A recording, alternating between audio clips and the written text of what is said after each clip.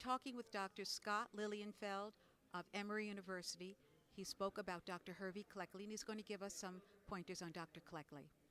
So Hervey Cleckley was really a tremendous influence on me and I think virtually everyone in the Psychopathy Society. So he was a professor of psychiatry at the Medical College of Georgia, was initially chair there. And in 1941 he wrote really what is widely regarded as the seminal text on psychopathy called The Mask of Sanity. And in this book, Cleckley delineated 16 criteria that he really felt formed the core of psychopathy. He was really the first person to try to describe psychopathy in a systematic way. The title of Cleckley's book is, I think in many ways, very revealing and informative, The Mask of Sanity, because he I think really, in some ways, really hit on what makes psychopaths so fascinating, paradoxical, but also pernicious.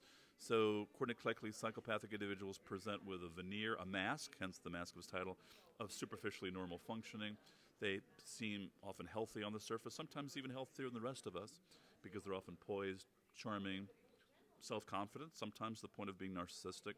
But that superficially normal exterior disguises a very profoundly affectively impoverished individual, someone who is typically largely, if not entirely, devoid of guilt, empathy, deep love, someone who has poor impulse control, and someone who is fundamentally dishonest, and in many ways as much amoral as immoral. Someone who in some ways doesn't even really grasp the difference between truth and falsehood. So Cleckley, I think, is someone who we really owe a great debt of gratitude today, because he in some ways really launched the clinical discussion, clinical study of psychopathy, and in turn indirectly gave rise to a host of psychological measures, psychological instruments that allow us to assess psychopathy directly. I think one key point in psychology is in order to study something, we first have to be able to measure it, and Cleckley gave us, in some ways, the basic tools, the basic knowledge to be able to do that. And in that respect, he had a huge influence on the field even to this day.